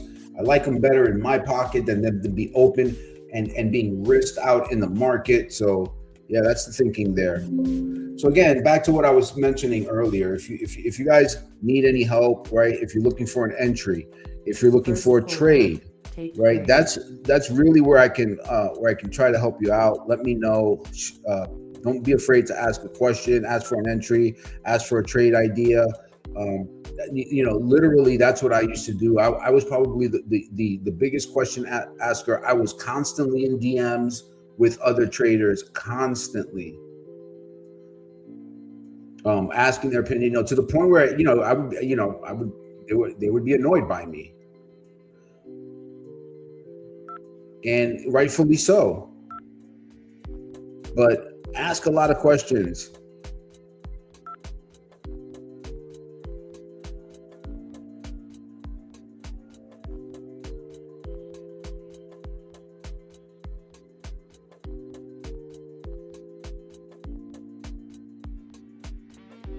So here is the continuation long setup. Executing that as a separate setup, long 75.50. What did I get? 75.60.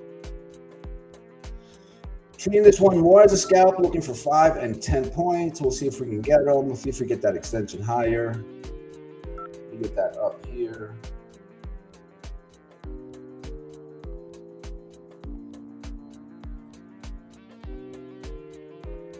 I'm not crazy about this one, but you know what? The trend is the trend. The plan is the plan. I'd be more upset if I executed it and didn't.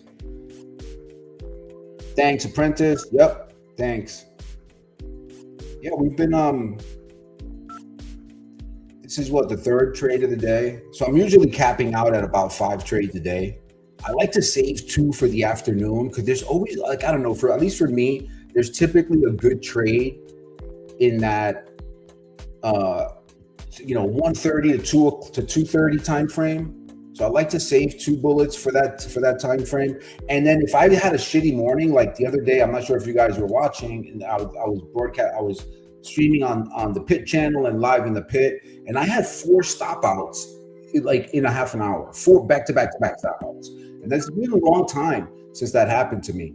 But the moral of the story is that you guys know, if you guys don't know, I use stop loss protocol. It's just a tool that I've developed that helps me get, when I'm having that kind of morning, right? And so for stop loss protocol, what I choose to do is, if I feel that I'm thrown off or I'm off my game in terms of a stop is bothering me, and 4 stops in a row would bother anyone. It's normal. We're human. I stepped away from the market, right? I actually, typically I'm stepping away from standing up, stepping away for 10 or 15 minutes. But on that day, it was just, I knew I needed a longer break. And so what I did was I stepped away. I went and I got my kids donuts, and I came back, and I didn't trade for the rest of the morning. I traded later on that afternoon, and I caught a nice move at 2 o'clock. And I made back most of the loss, but I came back with a fresh mindset. So I often like that 1:30 to 2:30, 3 o'clock time frame. There's usually a good rotation after lunch. Oh yeah, good. Oh, I'm glad you were short. Nice, good for you. Hey, good for you. That makes it feel better. At least that makes me feel better for sure. Yeah, hey, look, I'm not. There's always another trade around the corner, right? I like to have that abundance mindset. There's going to be another trade. I just want to feel confident about that, even if it's not, even if it's not 100% true all the time. But we've had some really good markets. That goes without saying. We've had some really strong moves, some good markets. So let's see if we can get some extension higher here.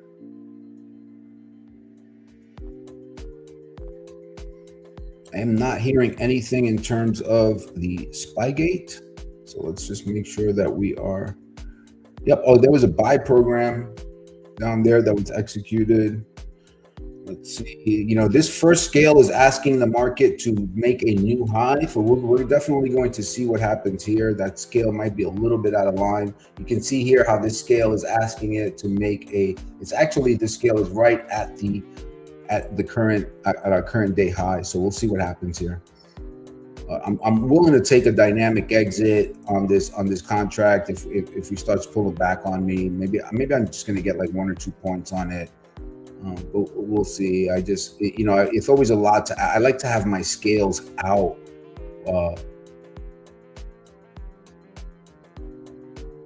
in balance, right? I don't want to ask the market to go out of range on my first scale.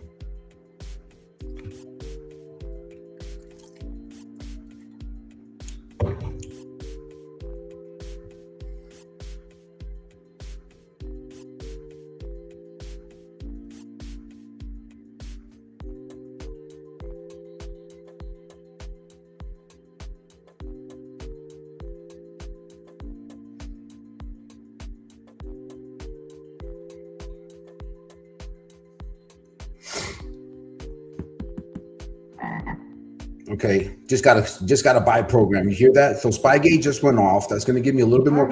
All right, got it. Got the first scale. All right, got the first scale. Woohoo! Happy about that.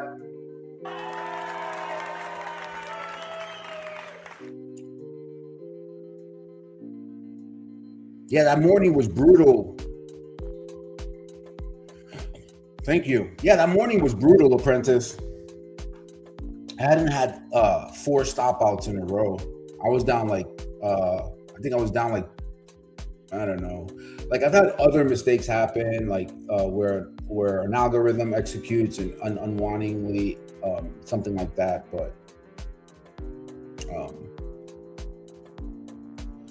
But that one was me pointing and clicking. Like, I was buying a support level that I had outlined pre-market in the face. Like, I was knife catching in hindsight, right? Obviously I saw something in the order flow that I thought could get me a trade, but I just acted too early. Okay, thanks, Apprentice. No, thanks for stopping in and checking in. Do me a favor, hit that like button, please. And thanks again. Yeah, yep. We'll be back on tomorrow again, and then I'll be in the pit on Mondays, and I'll also be in the pit in the afternoon session. I'm transitioning there, so just trying to keep the gates open, trying to build out the community, get more people to join our orbit. But thanks for checking in, Apprentice. I appreciate it. Hey, and tomorrow, come back in here. We're gonna frame out some good trades. We're gonna get into some good moves. We're gonna make some money. If I'm not making your money, I'm not doing my job.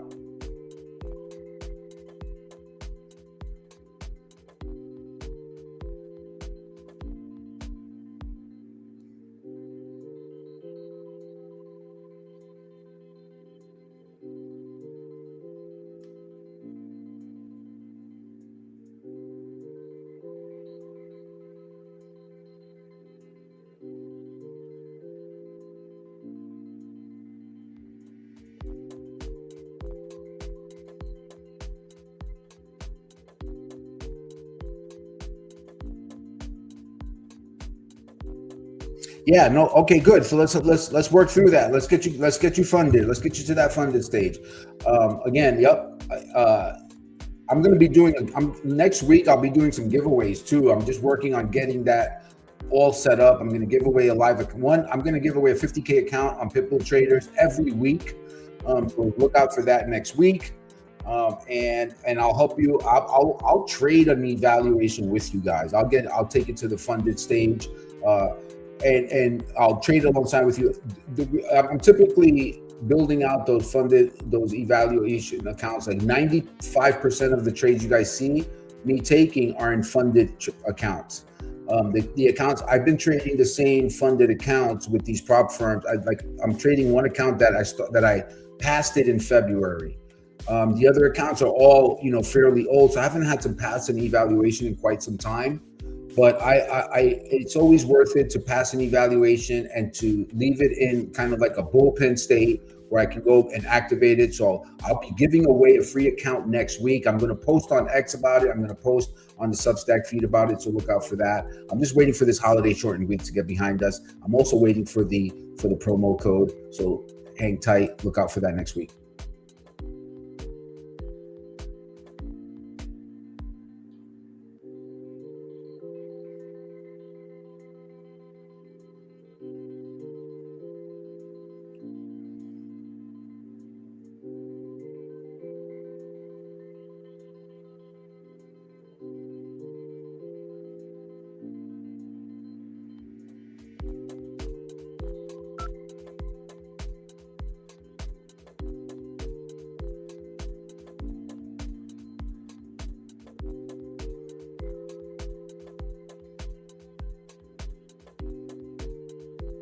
Okay, got the continuation long here. Just narrow miss on that exit. Oh no, a 2-tick miss. A 2-tick miss. No. Oh no.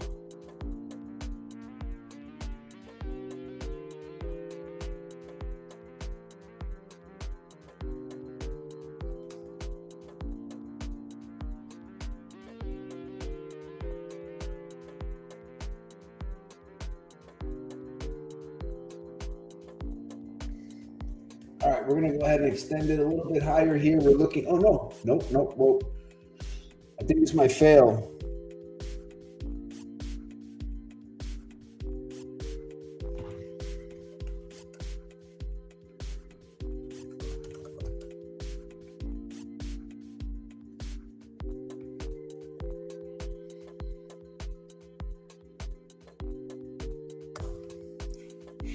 Target filled. Got it. Filled on the next one. Got it. Plus 10. Boom. Got it. Nice. All right. So doing pretty good this morning, right? Nice 4 for 4 morning.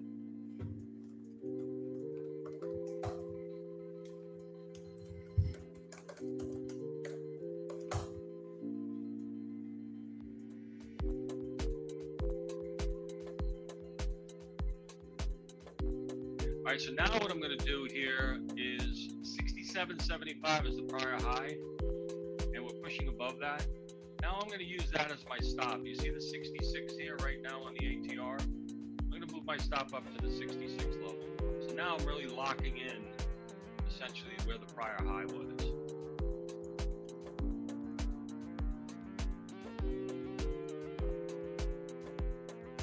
All right, take care, Prentice. Yep, come back. Make sure you come back. We'll let me know when you get that live account, where you are with it. We'll map out how many points we need to get.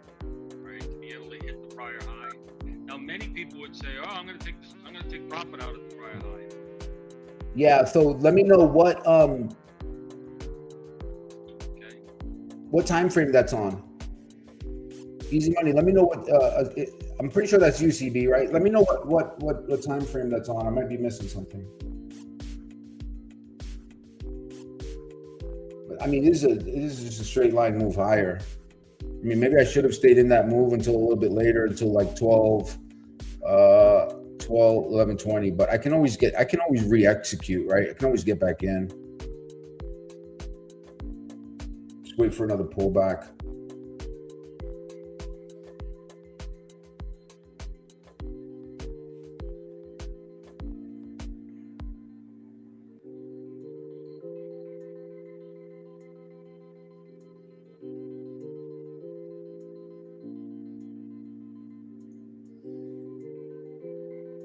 Okay, getting that extension move higher.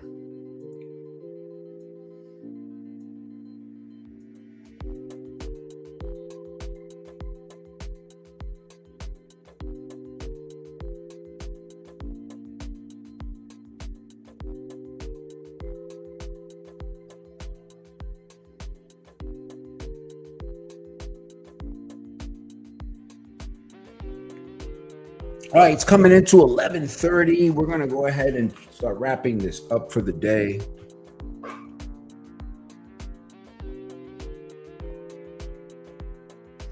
Look out if let me just post here. Let me get the.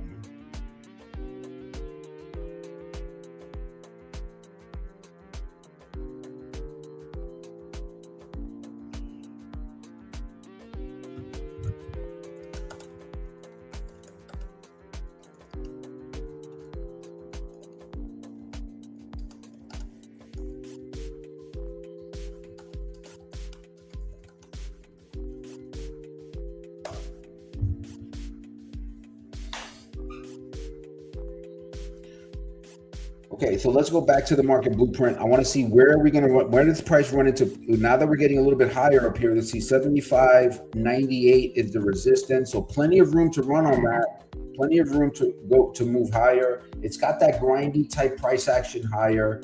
Okay, so now what we can do is we can start stalking pullbacks, right? Pullbacks are going to be shallow. This is a 5-minute chart, right? So they're going to be hard to come by, but anything that pulls into this pocket at 75.65 to 75.60 I think is an executable scalp longer.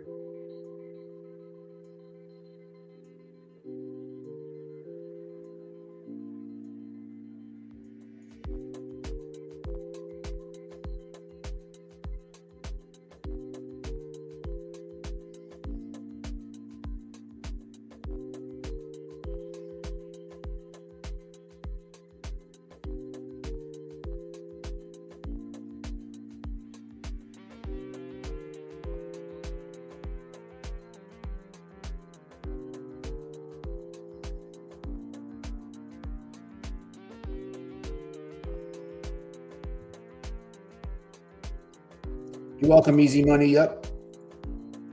I'm going to. I was hoping to get this little pullback here, but I don't think it's going to happen. Just not sure it's going to happen.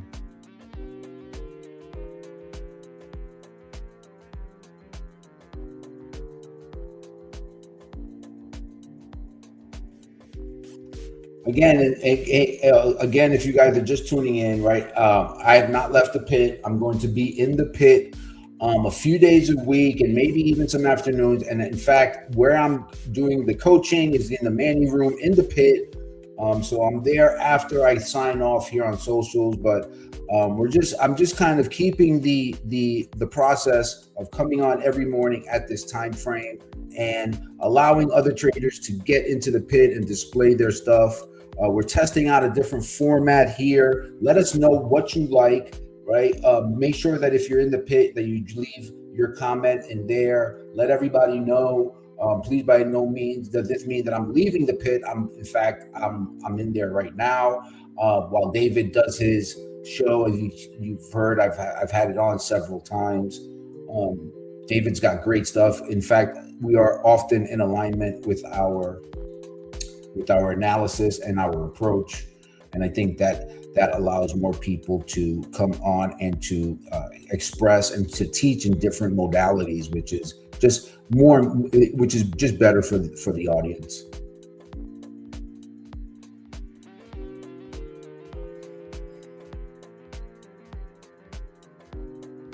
So we had some decent trades. Again, if you guys did not get a piece of those trades, I want you to let me know if I know that there's a delay in the YouTube in the feed from what I'm talking about to the time it gets to you. I think it's like something between a 5 and 7 second delay. I'm not exactly sure though. But if there's any way that I can help you execute better, if you're in a position and you're stuck, you don't know what to do, that's what I'm here for. If you're having a tough day, right? If you're getting stopped out, just recently, one of the members in our room, I won't say his name, but he was having a tough day. He was really having a tough day, and I knew that interacting with him, we were chatting through the text stream, and I said, "Yeah, just pick up the phone and call me." He gave me a call. We kind of talked it out. We got through it, and in that case, he wasn't able to recover that day, but the next day we worked really closely together to get him to recoup, right? And that is a great confidence builder. That's the type of stuff I want to do, right? Ultimately, I want to have just a solid little group of maybe 6, 7, 8 traders that are just executing all day long, staying on the same page, making their coin, exiting, moving on with their day, or whatever the case might be. Nothing would make me more happy. One of the things that's most meaningful to me is I remember in the early days when I was really struggling. I remember thinking, I had just gotten like hosed by some. I had just joined like another chat room, and I didn't get anything out of it. And I asked the guy for a refund, and he was like, "There's no way we're giving you a refund, whatever." And I just felt like I had gotten scammed again. And I thought, you know what? If I ever figure this shit out, I'm going to make sure that I help somebody else, and I'm going to not be like those guys. And to be quite honest with you, I've been trading well for a few years, and it kind of dawned upon me that okay, it was time to, maybe I could share. I knew I felt confident enough to share. I knew I was a decent trader. I honestly thought that there were more, that a lot of what was out there was better than what it was. And when I started to look around the landscape, I thought I could add some value. So hopefully you guys are getting something out of it as well.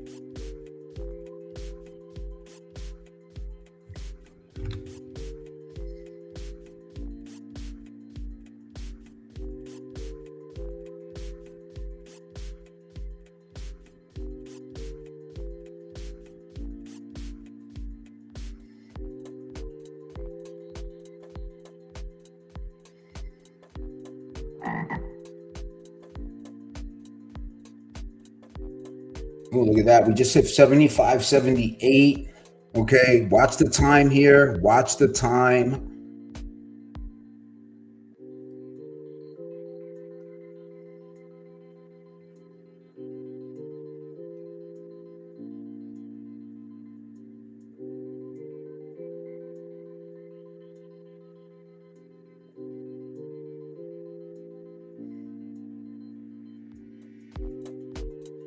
All right, guys. So it's now 11:30. It is 11:30. We had some pretty decent trades this morning. Let me just make sure I answered that question.